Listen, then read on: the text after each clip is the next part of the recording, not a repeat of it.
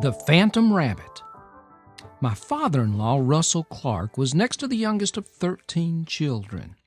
His brother Jim had left home by the time Russell was born, and soon he was the only male in this large family because his father died when he was just 3. As was the case with many boys in that day, Russell did a man's work far too young. He was charged with the responsibility of several critical jobs. He was to tend the gardening of 2 rocky plots that provided summer vegetables to eat, can, and lay up in the cellar. It took bushels of produce to feed a house full of hungry children through the harsh winters of the Depression years. A .410 shotgun and long cane pole were his tools to provide occasional fresh meat from field and stream. And finally, most importantly, he was charged with the care of old Jake, a dappled mule that powered the cultivation of their subsistence farming operation. Russell didn't mind much the summer gardening. He liked the wide outdoors, and hard work didn't scare him. He wasn't lazy. He enjoyed hunting, harvesting squirrels, cottontail rabbits, and the occasional groundhog, but it could be discouraging sometimes. All he had was the family Stevens .410 breakdown single-shot hammer-action shotgun. The shells were not much bigger than a woman's little finger and held only a couple dozen pellets. It was hard to hit any animal that moved much, and animals don't sit still long with a fidgety boy nearby. It was caring for old Jake that left Russell mostly impatient. Not that he minded to feed and occasionally to brush him to dislodge mud and pine tar from the mule's tough hide. The thing that most annoyed Russell was having to hunt up old Jake. Mules are known to be much smarter than horses, so for old Jake it seemed like a game. At the most inconvenient time, when Russell was wore plumb out from work or occupied with his sister Lucille in an intense game of checkers in the parlor, Mama would call out, "Russell, did you tend to old Jake?" "No, Mama." "Go to it." Now old Jake could easily make his own way to the weathered barn for the evening, but no, inevitably he'd be off over the hill hidden in a cedar thicket or up one of Axtell Creek's half-dozen brushy branches. There'd been times it took Russell nearly an hour to find that old mule. He'd clod his sorry hide to the barn, but it seemed sure Russell saw that old mule grin, then laugh at him as he kicked his hind legs at the last clod to sting his rear end. It was exasperating for an impatient boy. One evening, just at dark, Russell was about to score a triple jump on Lucille when Mama called out, "Russell, did you put up old Jake yet?" "No, Mama." "Get to it, then." Russell pulled himself up and didn't hurry to reach behind the cook stove where he lifted from a spike the carbide lantern. He'd waited too long again and let it get dark outside. From the corner cupboard drawer he scratched up a round tin and pried off its lid. Inside were pellets of calcium carbide. He extracted a few, screwed off the lower chamber of the lamp, and dropped the pieces in. After replacing the lower chamber, Russell opened the cap on the upper chamber and filled it with well water. Stepping out on the porch, he loosened a stiff valve in the upper water chamber to allow a slow drip, drip, drip onto the carbide. Immediately a garlic smell let him know acetylene gas was ready to be lit. Quickly he snatched a matchstick from his watch pocket, hitched his leg, and drew the match head hard and fast across his taut hamstring. It struck and flared the first try. Acetylene gas lit easily, and a bright, broad light spread out from the polished reflector mounted behind the flame. It seemed bright as morning sunlight against the moonless dark. "Jake!" he shouted in wasted exasperation. "Where are you, you confounded old mule?"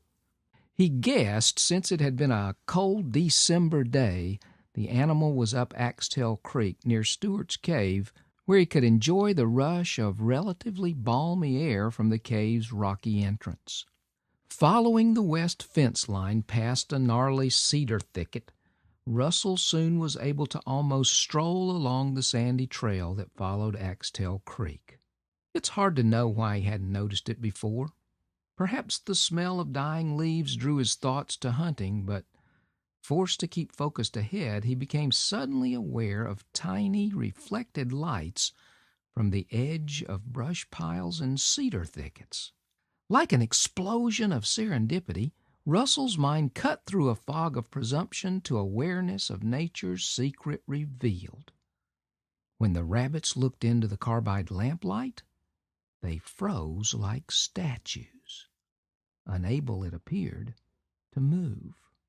Inspiration took root then, and a budding idea bloomed into maturity like poinsettias in a Mexican desert, right there on Axtell Creek. With a carbide lamp, I can shoot rabbits sitting. Russell could not have been more excited if he had discovered a vein of gold in Stewart's cave. With telescopic clarity, he realized the solution to a major problem: how to maximize the harvest of wild rabbits while minimizing the average number of shotgun shells it takes to kill each one. His average had not been very good. Wild rabbits are jumpy creatures. Their earthy fur blends so well with the surroundings that by the time you see one, he's already at full run, white tail bouncing as if mocking and daring you to take your best shot. Rarely was that best shot a kill shot, but this was a game changer. Using the carbide lamp, Russell could shoot rabbits where they sat, take careful aim, and make a headshot to save damaging the tender white meat. Such raw excitement made the dull chore of hunting up old Jake no bother.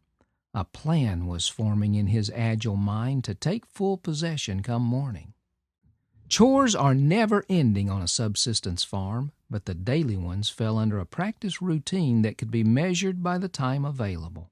Russell skipped through his routine that morning in anxious anticipation of a trip to Johnny Buck's general store. He'd sprint the 1.5 miles without a stop to rest. Johnny Buck was a community icon. No one knew much about him other than that he had showed up 20 years ago, alone, but with enough money to open a small general store. Some say he was an illegal immigrant from Canada. Others believed he ran from the law, having murdered someone in the backwoods of Maine. But gossip about Johnny Buck had long since ended because he fit right into the Axtell Creek community, and everyone liked him. Many times over those 2 decades, he had quietly helped one, then another who was going through a rough patch, including Russell's mama, though Russell didn't even know about that. Out of breath, Russell stumbled through the open door to the general store and almost knocked Esma Lassiter over the pickle barrel. "Whoa there, young Russell," she flashed good-naturedly. "There is no doubt plenty of what your mama sent you for," and she smiled at his shy apology. "Yes, ma'am. I'm sorry, ma'am. I'll be more careful." And he held the door to make way for her and her stuffed basket. After a quick look around to ensure no one was in the store, Russell approached the counter where Johnny Buck was finishing up Esma's tally. "Excuse me, Uncle Buck. I come with a proposal for you. A business proposal, if you will." "That's so." Johnny Buck looked up at Russell over the rims of his reading glasses. He grinned. "I reckon I'm always interested in a business proposal. What's it going to cost me?" "I'm certain it won't cost you nothing, as it's a sure thing." "I know lots of men went broke on a sure thing." "Oh, but wait till I tell you. I done figured out how to kill rabbits and never miss. If you will give me 12 shotgun shells, when you open up the day after Christmas, I'll bring you 6 plump rabbits and give the other 6 to Mama. You'll be able to sell them all. Folks'll be tired of turkey and hen meat." "You want 12 410 shotgun shells for that little Stevens of yours, and you think you can kill 12 rabbits? Not even a single miss? Son, ain't nobody that good a shot. I'm good enough. See, I was out last night hunting up old Jake and noticed when I hold the lantern up high, I can spot rabbits 'cause their eyes shine back at me. I've seen that before. What I hadn't noticed before was when the light shines in their eyes, they freeze, like they're paralyzed or something. When they do that, I can shoot 'em sitting right where they are." "What are you talking about, boy?" came a voice from the corner. Russell had not thought to check Liar's Corner, a crowded space by the wood stove where the men gather most late mornings and mid-afternoons. He recognized the voice, though. It was Barrister Hawk. A baritone rumble rolled from the throat of Barrister's ugliest red-bone coonhound.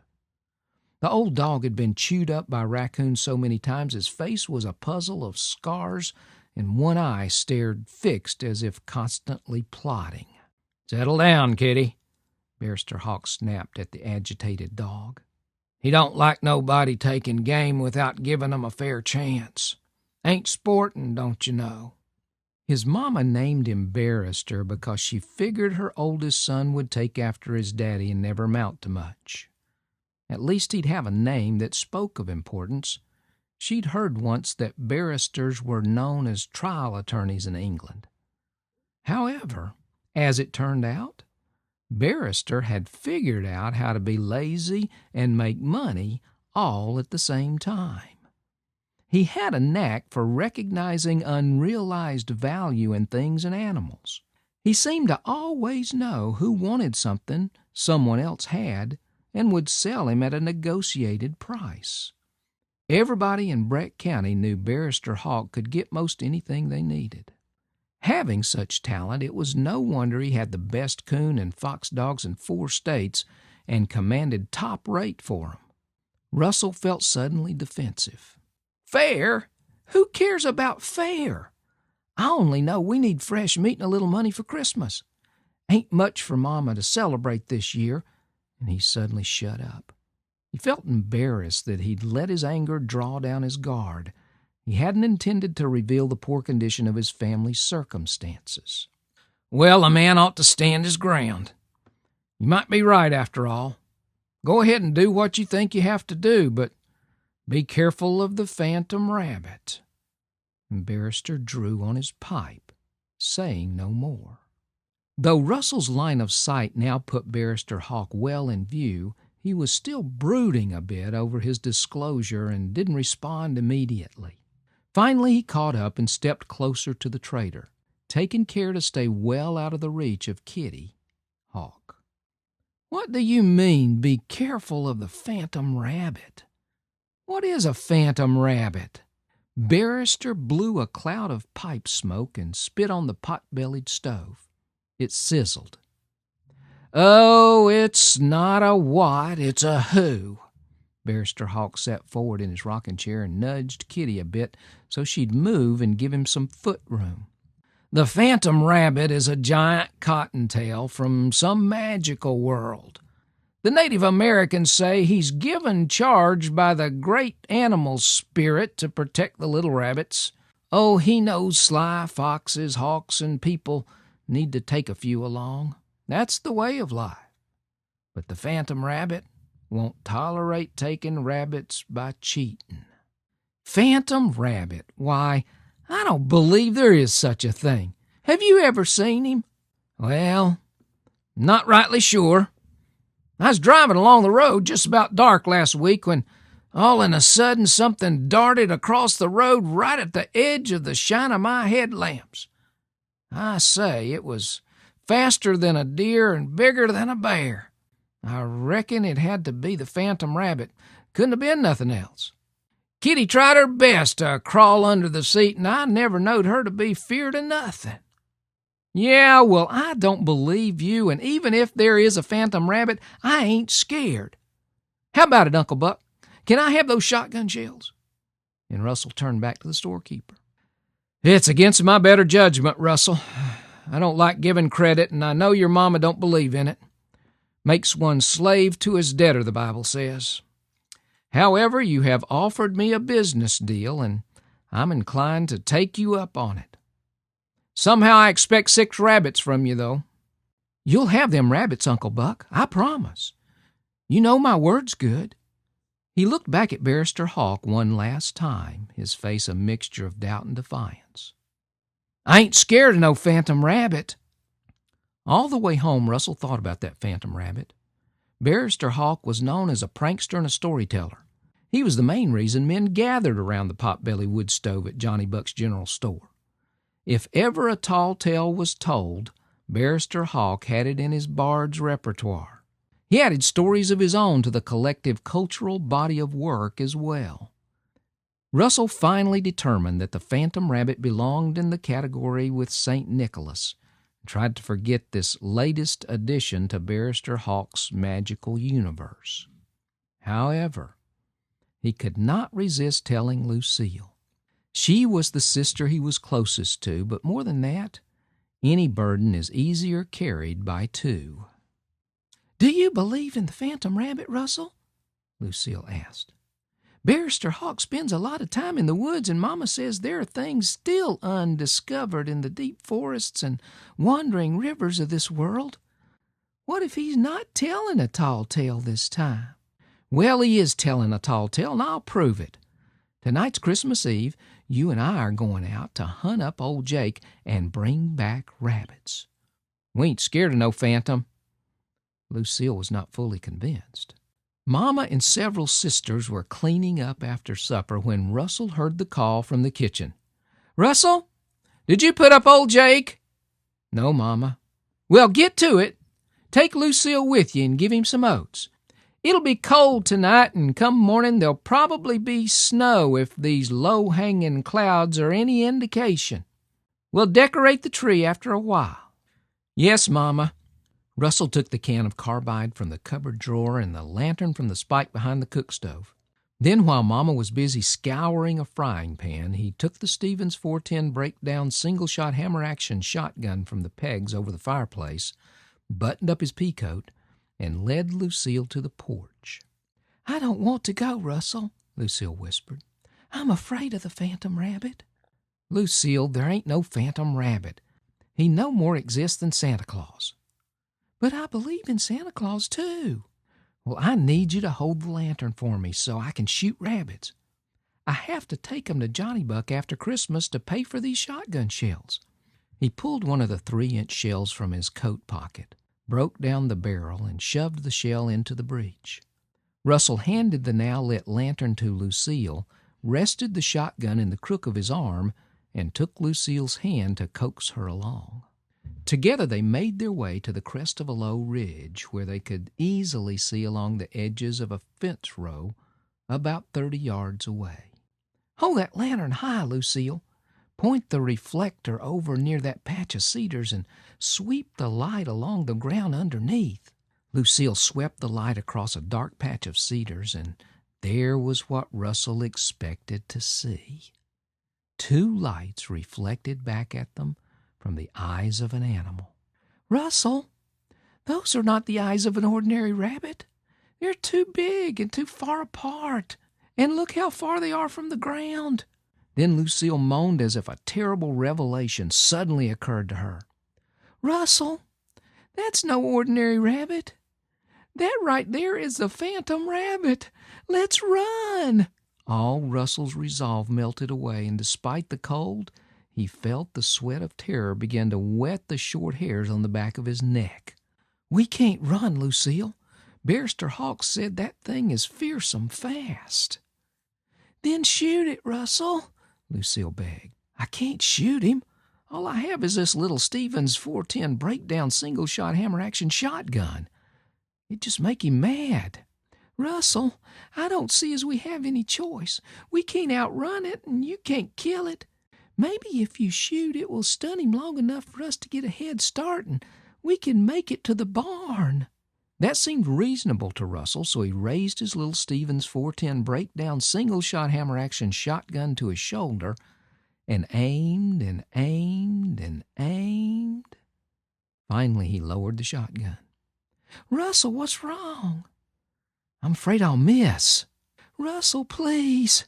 It's our only chance. You have to shoot the monstrous thing." Unsure as he was, Russell again raised the little Stevens 410 breakdown single-shot hammer-action shotgun to his shoulder and aimed and aimed and aimed He lowered the shotgun again. "Russell, what's wrong now?" "Marm's tired."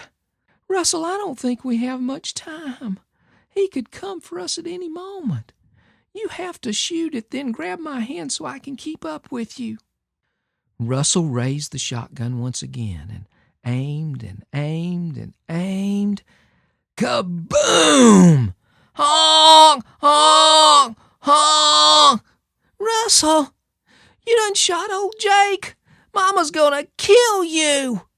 "Don't you dare tell her, Lucille. Maybe he'll be okay. Let's just get back to the house and keep quiet about this. Hopefully old Jake will find his way to the barn." Fortunately, 11 children and teenagers fill a small house with near chaos on Christmas Eve. Russell and Lucille hung their coats on assigned pegs in the parlor and let themselves be absorbed into the tasks of stringing popcorn, looping paper chains, and trimming the cedar cut that morning from the very patch along the fence row where Russell shot old Jake. The memory only filled him with dread. What if he'd killed the most valuable asset the family owned? He could hardly swallow the sassafras tea Sister Mattie mixed up with a bit of Carolina allspice she'd gotten from Johnny Buck, the rest of which would go into Christmas apple pies. "Come, Lucille," Mama called. "Let us lift you so you can put the star on top of the tree." Russell grabbed one of Lucille's legs at the knee and, along with several sisters, lifted her high enough to stretch and twist the wire on the tin-foil star around the cedar's tallest peak. "It's the most beautiful tree ever," Mama gushed, standing back with her hands on her hips.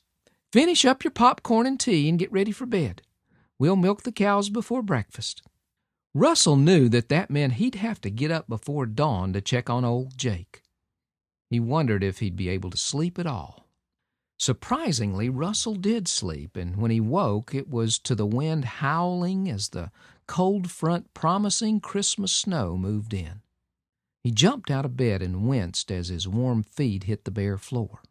Once dressed, he sneaked through the dark house, careful to draw shut the kitchen door. Feet still freezing and the Brogan shoes far too big for his feet, Russell made his way through blowing snow to the barn.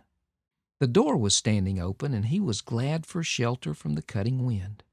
To Russell's great relief, old Jake was standing in his customary stall. Carefully, Russell approached the old mule, and up close he could see dried specks of blood on the animal's face. Fortunately, a mule's eyes are set mostly to the sides of his head, and the shot had missed damaging more than his face. With a snow-dampened rag, Russell dabbed away at the dry spots of blood. He was relieved the mule would be okay. "Russell!" It was Lucille. He startled, having not heard her come into the barn. "Russell, did you see? Santa Claus came last night. Come on!"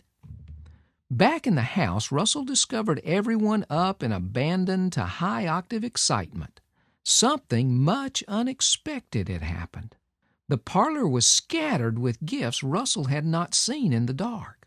Socks, sweaters, dresses, and shoes for the girls, a half bushel of oranges, 2 paper sacks filled with colorful hard candy.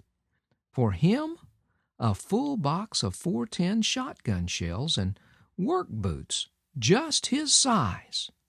Russell had never seen anything like it. He knew Mama didn't have money to buy such a trove.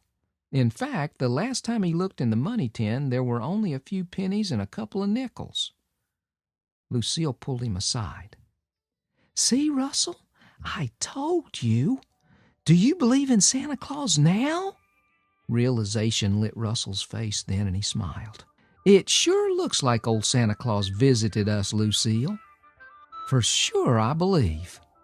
And as she skipped back to the Christmas tree, he whispered to himself, "I sure believe in old Barrister Hawk."